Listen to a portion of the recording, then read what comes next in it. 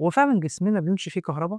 وإيه علاقة الكهربا اللي في جسمنا دي بشاشات التاتش؟ وليه لمّا أكون لابس gloves smooth الشاشة بتاعة الموبايل ما بتستجيبش ليه؟ تعالَ نجاوب. الحقيقة إن شاشات الموبايل التاتش مش بتعتمد على الضغط، لمجرد الضغط عليها زي الموبايل أو الزراير القديمة. كل الحكاية إن جسم الإنسان فيه شحنات كهربائية، والشاشات التاتش الحديثة اللي بموبايلاتنا اسمها capacitive touch screen. دي بتبقى متغطية بشبكة شفافة تحت الإزاز، ماشي فيها light current ضعيف جدًا، يعني تيار كهربائي صغير جدًا.